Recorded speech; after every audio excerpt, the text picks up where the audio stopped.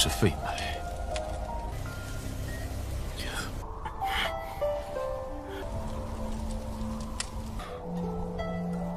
不定会寻得化解。是肌肉过来。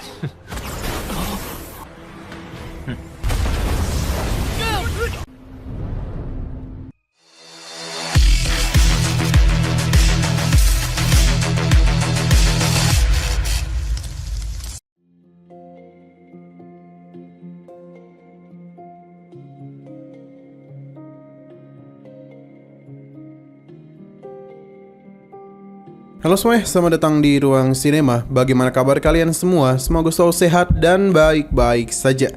Sesuai jadwal, jadi pada hari ini kita akan kembali melanjutkan series Donghua Martial Master episode terbaru, yang mana ini adalah episode yang ke-635. Bagi yang mau bergabung dengan series ini, kita sudah sediakan playlistnya. Jadi kalian bisa dengan mudah mencari di mana episode awal dari series ini. Sebelum kita mulai episode terbarunya, kita akan melihat dulu apa saja yang telah terjadi pada episode sebelumnya. Tepatnya pada episode 634. Kemarin Kinchan akhirnya telah tiba di kediaman keluarga Ji. Ya, sama sekali tidak menduga kalau keluarga Ji yang dulu menyembunyikan diri dari dunia, kini telah keluar dari persembunyian. Namun sayang sekali Kinchan tidak dapat masuk begitu saja. Pasalnya, tempat ini dijaga ketat oleh sebuah formasi rahasia dan sosok kuat di baliknya. Maka karena itulah Kinchan harus mencari cara sendiri dengan bertanya kepada para warga di sekitaran kota terdekat. Ternyata untuk bisa memasuki kediaman keluarga Ji, Kinchan harus bisa menarik perhatian mereka. Pasalnya saat ini keluarga Ji tengah mengumpulkan sosok-sosok kuat, dan secara kebetulan di sana ada obat kaisar yang muncul. Dengan penyamarannya, Kinchan pun pergi ke sana. Tapi dia itu sempat ditahan oleh seorang pria hingga dia itu berhasil dipermalukan oleh Yuji, penjaga dari keluarga Jiyu. Mereka pun pergi menaiki tempat itu, disusul juga oleh Kinchan. Sekarang kita akan melanjutkan episode terbarunya. Kinchan sadar betul semakin sulit mendaki gunung ini, maka bisa saja ada kekuatan hukum yang memberikan tekanan. Terlihat kalau semua orang kesulitan untuk mendaki tempat tersebut, tapi tidak untuk Kinchan. Ia berjalan dengan santuy, meninggalkan orang-orang di belakangnya. Ini sangatlah wajar, pasalnya kekuatan hukum seperti ini sudah terlalu lemah baginya. Tidak begitu lama, Kinchan pun akhirnya tiba juga di puncak dari tempat ini, dan seketika saja kekuatan hukum pun menghilang. Tidak hanya itu, Kinchan juga telah dipindahkan.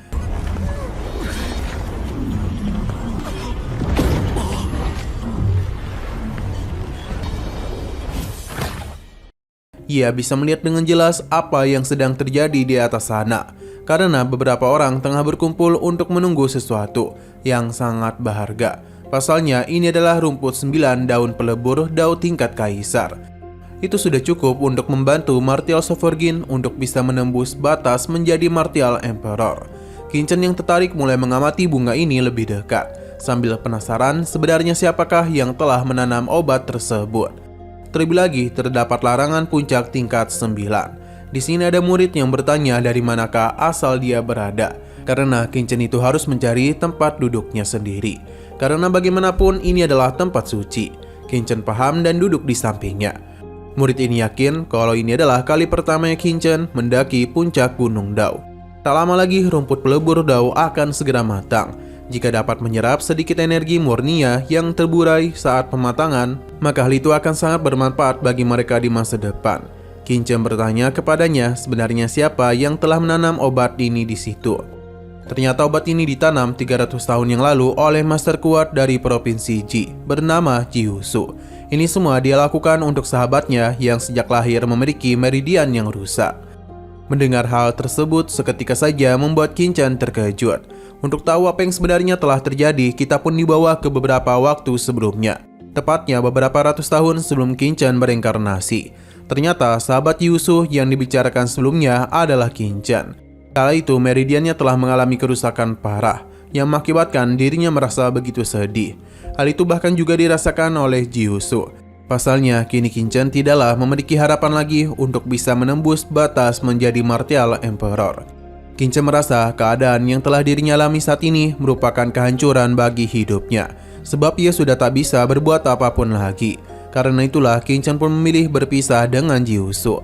Namun sebelum pergi terlalu jauh, Gyusu berjanji setelah dia berhasil menembus batas Martial Emperor, maka dia akan mencarikannya obat langka untuk bisa menyembuhkan meridian Qinchan yang telah lama rusak. Kala itu Qinchan tidak menjawab apapun dan hanya pergi. 你是废脉，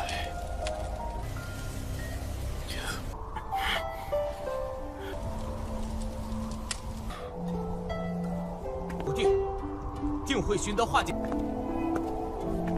Kembali ke masa sekarang, di mana Qinchan tidaklah pernah menyangka kalau tempat ini ternyata disiapkan oleh Gyusu untuk dirinya.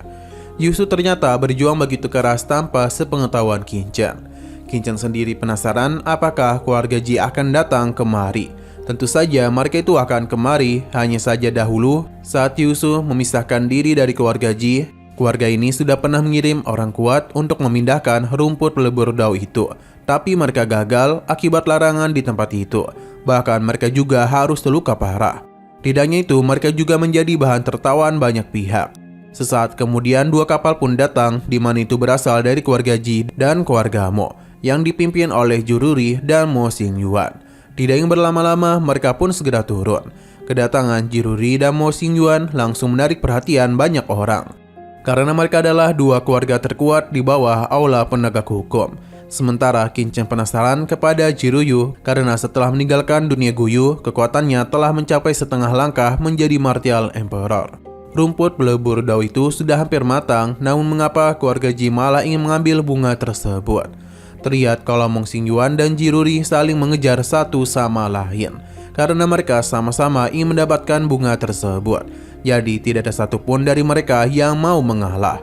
Padahal bunga ini masihlah belum matang sepenuhnya. Baru saja mendarat, kekacauan telah terjadi di mana para murid harus terpental akibat ledakan kekuatan yang mereka keluarkan.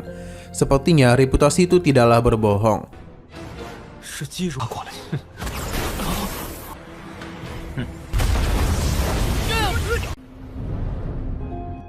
Kedua murid dari keluarga besar ini memang sangatlah kuat. Qinchan bersama yang lainnya penasaran apa yang akan terjadi. Mo Xingyuan agak kaget karena Jiruri datang lebih awal ke tempat ini. Itu sangatlah wajar, pasalnya rumput pelebur dao itu memang seharusnya menjadi milik keluarga Ji. Sementara orang yang selalu bermusuhan dengan keluarga Ji, mengapa sangat ingin mendapatkan sesuatu yang bukan menjadi milik mereka. Bahkan Mo Xingyuan datang lebih cepat darinya. Ia hanya tertawa saja, pasalnya ketika Gyusu menanam obat itu, nama keluarga Ji sudah dicopot darinya. Jadi bisa dikatakan kalau bunga ini bukanlah lagi milik keluarga Ji. Jiruri tidak terlalu peduli sebab selama dirinya ada di sini, maka ia tidak akan membiarkan rumput pelebur dao ini diambil olehnya. Nah, sayang sekali lagi seru-serunya, episodenya pun harus bersambung dulu. Namun sebelum kita akhiri, seperti biasa kita akan melihat preview bagian selanjutnya. Kakak dari Jiruri telah datang dan meminta gadis ini untuk tidak mendengarkan apa yang sebelumnya adiknya katakan. Jiun cukup kaget, pasalnya Jirusing telah berhasil menembus Martial Emperor dalam waktu yang cepat. Di usia yang sama, kemampuannya taklah bisa dibandingkan dengannya, karena Rusing sangatlah hebat. Perkataan Jiun membuatnya sangatlah senang, pasalnya dipuji oleh Jiun, yang mana ia dengan Jiruyu merupakan sosok hebat dalam keluarga. Di tengah pembicaraan, mereka pun membahas Jiruyu yang sepertinya ada yang tidak beres setelah dia alami.